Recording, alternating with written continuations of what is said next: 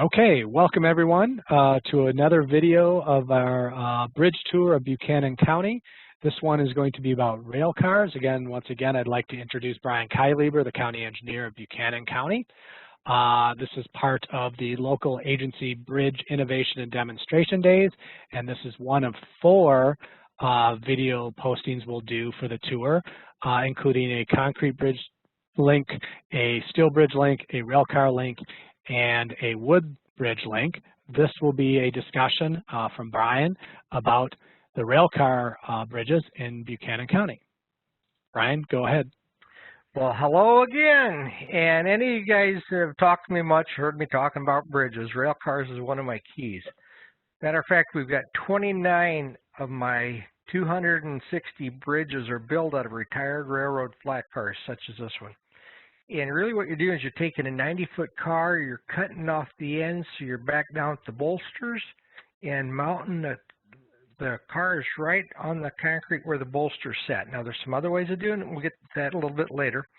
This car in particular happens to be the kind I like the best, and that's part of the reason I picked it, because it's basically a channel on the outside. So I'll notch in the top of that channel, set the barrier rail post in there, and the guys will weld a strap in there to get the bottom out there a little bit better.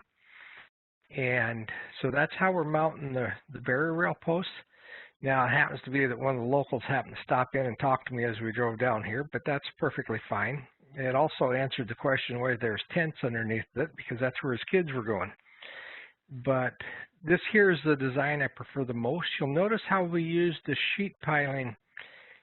And it was my own employees that says, Brian, you know, the first thing, the thing on this, the rail cars will last almost indefinitely. But there may be the day when those sheet piling could rust through. So what we started doing on some of the newer or more modern ones is we've actually came in and used galvanized sheet piling on this. And that was at their request. Again, you can see where the bolsters are mounted. Now these cars, they're really intended for a load to be pretty well balanced on them. If you take a car and just mount it on the bolster itself, you walk to one side and you'll actually feel some movement, or it'll move on you. So make sure you get your ends supported. And you see how we did this here by setting the H in there in the channel. And if we had much of any height, which happens in some environments, back at where I'm doing in 90-foot spans, we'll actually set the H's on end. But you kind of fabricate something that way to balance them cars out. We do set them on neoprene bearing pads. Again, this is sheet piling, and these are a tall abutment back in the end, and then a 3x3 stub abutment sitting on there. And again, I've used a lot of the sheet piling for the wings. And as we're moving up to the top, you'll kind of see what everybody does. Now, what we do here is you'll also notice how I use the Carcinite type posts, and that's a little sleeve to set them in for our signs. Even though these bridges are 28, 30 feet wide, you're going to find a lot of that farm equipment's much wider than that. And if I have a sign like this, the corn heads, the cultivation equipment all catches them. So we can do all 4 corners, or we can stagger. And as your right-hand approach side would have a front and rear sign on it. This here particular one happens to be the Hazelton subdivision, is what we call this bridge. And as we get down a little closer, you'll see the stenciling on it that tells me a little history on that car. And it appears to be a little military stenciling, is what it appears to me. A little bit about the cars. This one happens to have stenciled on it GVWR 253,000. So each car is rated for a gross weight of 250,000 pounds. The cars themselves will weigh about 40,000 pounds. So you've got a lot of steel there. Now you'll notice the abutments on here too, and the calcification there. They look like this in 2002 when we set these cars on it. So you may be a little concerned about those abutments back there, but they've lasted a long time and they're still performing just like that today. As I pointed out, and you can't really see it on the video, but that one happens to be stamped 253,000 GVWR. It had stake pockets in it, so we just adapted that and put our posts right in the stake pockets to hold our barrier rail up. Now, the concerns about a crash test barrier rail system, when there's no history of accidents, we can get by with that. You'll notice the old caisson incorporated in here, and that was from the previous bridges.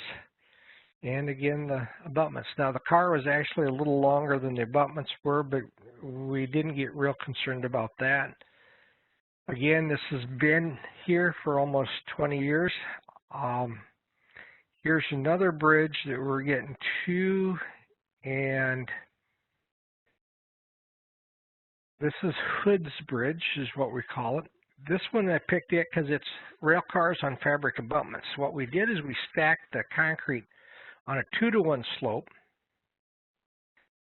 and then we knew right away that some of our riprap that we faced the fabric with, that was the burrito wrap again, and so we tied it together with some flowable mortar. Now, we're learning more all the time about the right way to do that, and yet this year it's performing real well for us. We did lose a little bit in a major flood a few years ago. I think you'll probably find corn stalks up again amongst things yet in there, but it is performing well, and I would not have any concerns about doing this again, though I am a big fan of the vibratory H-piling driving and just pouring stub abutments that way. There was that corner on the right-hand side there where it took out some of my riprap. Again, these are rail cars. This car is designed just a little different. This doesn't have the channel on the outside, so we have a little metal strap there that tie things in on it. And again, the cars, these rail cars are generally designed for 80 to 100 tons each car, so that's far in excess of any of the loads we're going to see on there, especially since they tend to be point load analysis when the railroads use them. The reason the railroads retire them is because they're concerned of fatigue, but they'll get more fatigue in one transcontinental trip across the United States than they would in 40 years out on my road system this way. Again, these happen to be 3 rail cars in width, which give me about 28 foot unless I use sheet piling to tie them together, and that gives me about 30 foot. You see these are bolted directly across from each other, and I tell the guys I need them bolts about every 4 feet. And catch a glimpse of the bolts in there occasionally. This one's in the 2006 time frame that we built this particular bridge, and again, it's performing real well for us. Corrosion, I'm not real worried about the corrosion on this. Yeah, I don't repaint the cars or anything, but they've been around. A lot of these cars are 40, 50 years old, and I've seen quite a bit of paint, especially graffiti. And so corrosion doesn't become a real issue.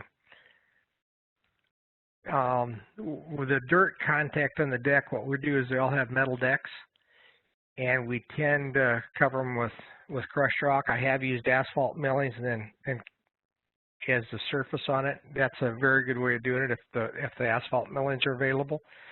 Over the years, the road rock tends to migrate out there, and they tend to be covered with pure crushed road rock. Again, this is the grouted burrito wrap in the fabric, and we're using about a 10-ounce non-woven geotextile on that. And you notice the 1-cent sales tax sign there because that's a lot of them. This happens to be a 90-foot car, and this has an all-metal pier in it. And again, this is the channel out there. So this is just 2 cars wide. It's up in an Amish community where I don't have the wide farm equipment trying to cross it. And you'll notice I have a pier in because I'm using the whole 90-foot length, and it still has the TTX painting on it. And TTX is a company that builds rail cars. Either builds, they build rail cars. Notice the abutments on this case, and this was driven H-piling. This is most of these bridges are all built with my county employees. This one I had a young contractor trying to get set up with a desire to be building bridges, so I worked with him on building this one. And those are HP 10 by 42s on the piling with a HP 12 by 57 on top of them, capped off by a C16, and then neoprene pads, and then some H-piling on the end to stabilize those outside ends of those cars. And you'll notice the old piling from the previous bridges in there. This was a very economical way of building bridges. The cost of the cars varies from time to time and location too. And you'll see again what I was talking about, notching out on the channel and setting the posts in there and welding them. You'll get a view from underneath there. You can see that where the bolster is sitting out here, and that's normally where I'd load it. But now our abutments are back farther. That's about a 12-foot distance. So if you really need to lengthen the cars, this is one way of doing it. And this is where I talked about using the sheet piling. And then what I do is I put number 8s in the bottom, number 5s in the top, and fill it full of concrete on top of that and tie the cars together. Some of the analysis that Iowa State's done on it basically states that I basically put a beam in there. I didn't really strengthen the cars, and I didn't really just add dead load. I just kind of balanced things out yet. But it's my belief that this is the best way of tying those cars together.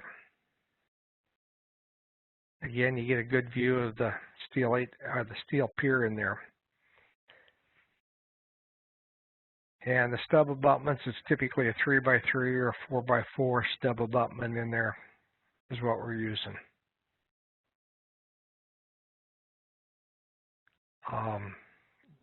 As you can see, our supports in the back and support that outside edges of those cars because they do want to rock and they need that strength or they need that stability in there. And again, they're bolted across about every 4 feet, even with the concrete and rebar on top of that sheet piling. I always inspect the cars prior to delivery to make sure I'm getting a good straight car. Some of the times they retire the cars because of derailments, and I don't want anything that's bent up and try and get it out in the field and use it. Usually they're doing it because of the economics, the lifespan. There's about 5 different reasons why they retire the railroad cars, and age gets to be a lot of it.